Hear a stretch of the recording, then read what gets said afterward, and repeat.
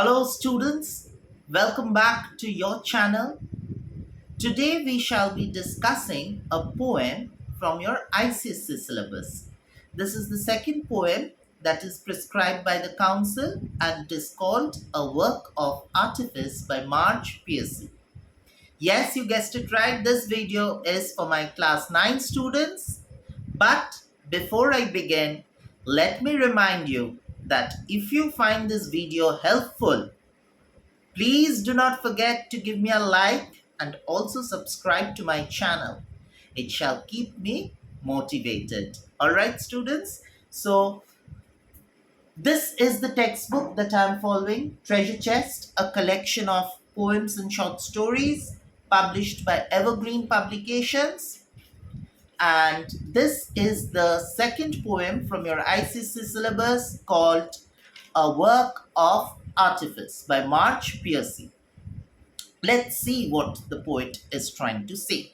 Then we will discuss the title, A Work of Artifice. But let us see what the poet has to say. The bonsai tree in the attractive pot could have grown 80 feet tall on the side of a mountain till split by lightning. So the poet is talking about a bonsai tree, a small plant. Okay. Apparently it is small. Okay.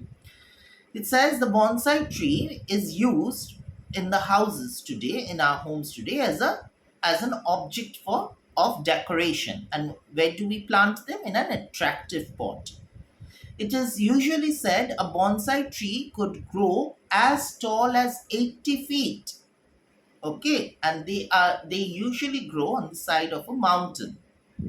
And they are so sturdy that they cannot be split into two halves except when struck by a lightning. Okay. But a gardener carefully pruned it. It is 9 inches high.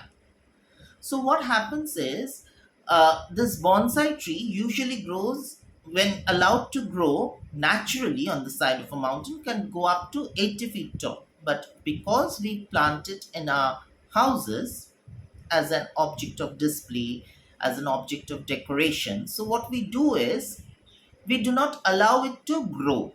Okay, we keep it pruned, we keep trimming it time and again.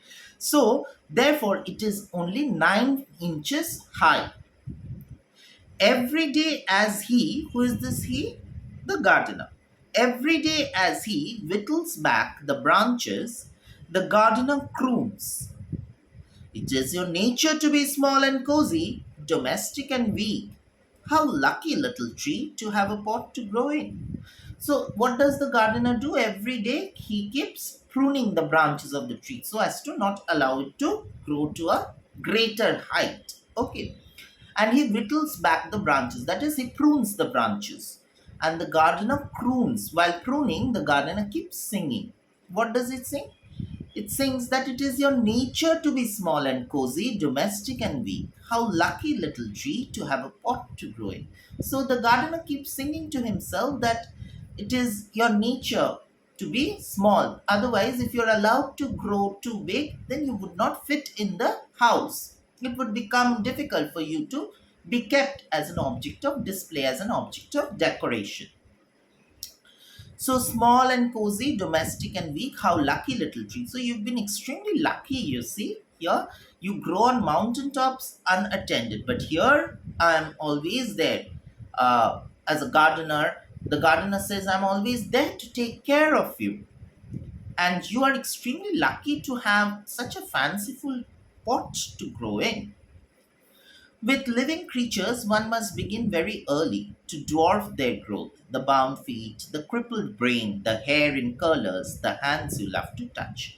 So, in a similar manner, living beings also needs to be, pruned and, kept in check regularly so as to conform to our belief system as well as to our standards. So, this is the poem on the surface level.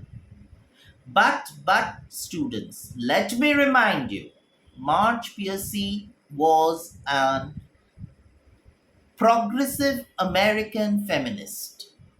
And though apparently it seems she writes about very simple things without any inner meaning in it, but then if we become an alert reader, we will see that there are more layers to this poem. Let us see what it is. The bonsai tree in the attractive pot could have grown 80 feet tall on the side of a mountain till split by lightning.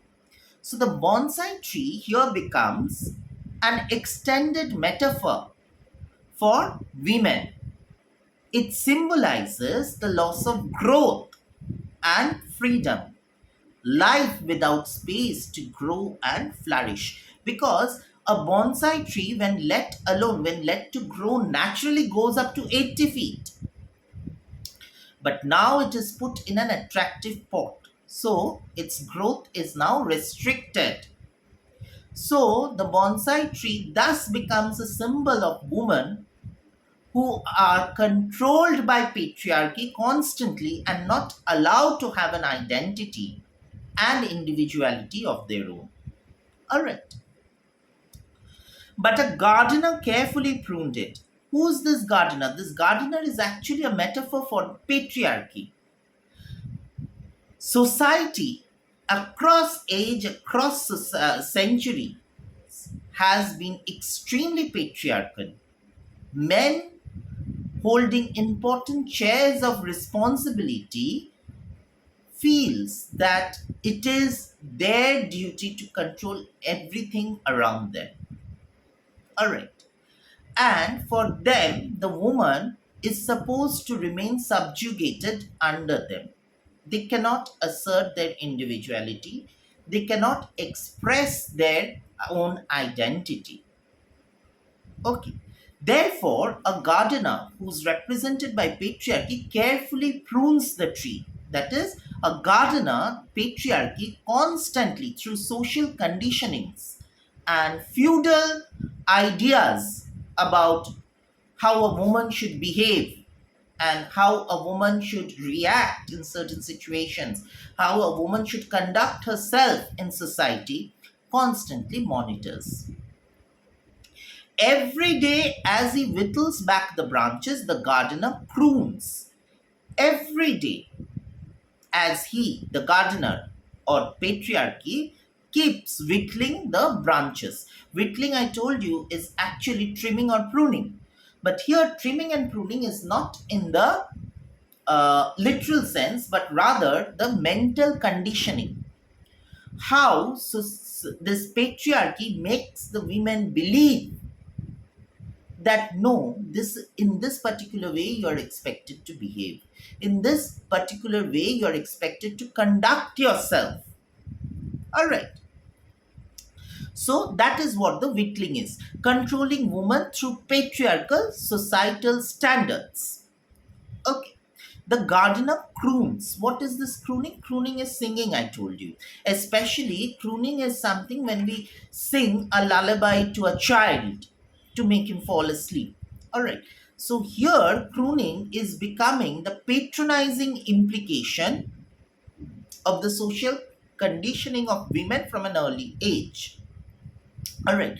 That is, in such a lovey-dovey, sugar-coated words, women are made to believe that, see, women, it is all right to, you know, be you, but then you cannot do everything on your own. You need to take our permission. You need to take our approval for everything. You just cannot do things as you wish to. And then begins, from a very early age, begins this idea of feeding it into your mind that it is your nature to be small and cozy, domestic and weak. How lucky little tree to have a pot to grow in. So, from a very early age, gender specific roles have been assigned on individuals, the women in particular. If you're a woman, from a very early age, right after your birth, you're told it is all right to cry because you're a woman, but if you're a boy, you please do not cry. you're a woman, so you're expected to talk in a hush hush voice. You cannot be too loud about your opinion. You're a woman, you cannot walk with heavy steps. You should always take slow and sedate steps. So, society has decided a fixed number of check boxes to tick to be a woman. So, here also the gardener tells the bonsai tree, or rather manipulates the bonsai tree to believe that it is your nature to be small and cozy. You are supposed to remain small and cozy. Never does the gardener say that if you were allowed to grow on your own naturally on the mountain slope, you could go up to 80 feet. But because you're not allowed, it is all right to remain 9 inches high. It is like patriarchy telling women that, okay, it is all right to retain your surname after your marriage, but then also keep your husband's surname behind. So it is a woman's identity being fixed by the male members in the family. A woman cannot have her own identity. A woman cannot have her own individuality. All right. With living creatures, one must begin very early to dwarf their growth. With living creatures, that is how you're supposed to do. Right from the birth, you're supposed to brain feed this. You're supposed to feed into the child's mind that these are the ways in which you should behave. Because once you're grown up and if you're asked to do something, you will not do. So it is always advisable from the right from the birth, right from the time you're born, you're fed with these feudal notions, these patriarchal notions. Otherwise, you tend to become a rebel. And then, what does it say? To dwarf their growth, what must be done? The feet must be bound. The bound feet, the crippled brain, the hair in curlers, the hands you love to touch. So, to stun the growth of women, what must be done? Their feet needs to be bounded. How? With responsibilities of running the household. So, if your feet is bounded, you cannot, fly and clean the sky, because then you're tied already. You're bounded by responsibilities which no man of course takes. The crippled brain, also not to let the woman allow, or not to allow the woman to think freely and rationally. For every decision taken, the male counterpart, the husband, the father, needs to be consulted. A woman, no matter how educated she becomes today, whichever position she achieves in her workplace, she will not be allowed to take her own decision without the consultation of the male members in the house. So that is how you stun their growth. And the hair in curlers, of course, this is the most devastating weapon of patriarchy. Patriarchy or society has some fixed notions of beauty. Hair in curlers is when with the curlers you curl your hair. Okay. So society always is of the opinion if women have curly hair, they look beautiful, they look pretty. Okay. So conforming to the societal standards of beauty, if you are not beautiful as per society's definition of beauty, then you are in serious trouble. That is what patriarchy tells you. If you're dark skinned, you cannot be beautiful. If you are too skinny, you're not beautiful. If you are shorter in height, you're not beautiful. So society has number of check boxes to tick for you to become beautiful. And if you're not, fulfilling those check boxes, then you're not beautiful by society's standard. So who decides this? Markers of beauty. It is again patriarchy. So patriarchy controls women by, entrusting or thrusting on them a number of responsibilities which they are never going to shoulder on or share ever. Number one. Number two, women will not be allowed to think freely. And of course, number three, patriarchy will force women to, you know, conform to society's standards of beauty. And fourthly, the hands you love to touch. This is extremely ironical. Okay, the last two lines are extremely ironical. The hands you love to touch. We will make the woman, or we will fine tune the woman in such a way that we would love to touch her. We would love to be, adore her, caress her. But at the same time, we will ensure that she should not be expecting anything in return. How ironical. All right. So, another very important thing I wish to highlight here, when the poet says, with living creatures, one must begin very early. You see, this is how patriarchy functions.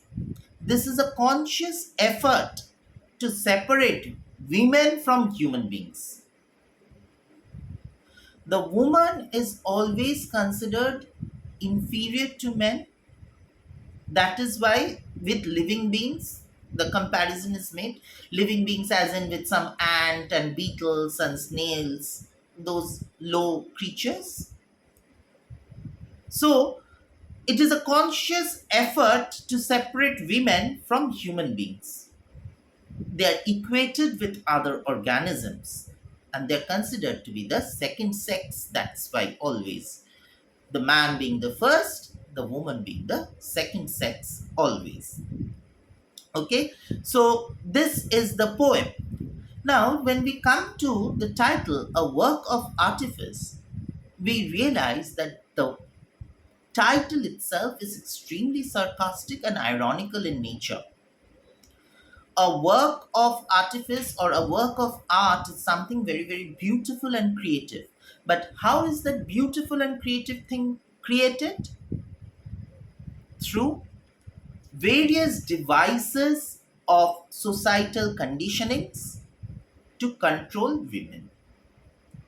Patriarchy has a number of weapons to use, in order to control women. So, therefore, the title is extremely ironical and sarcastic in nature.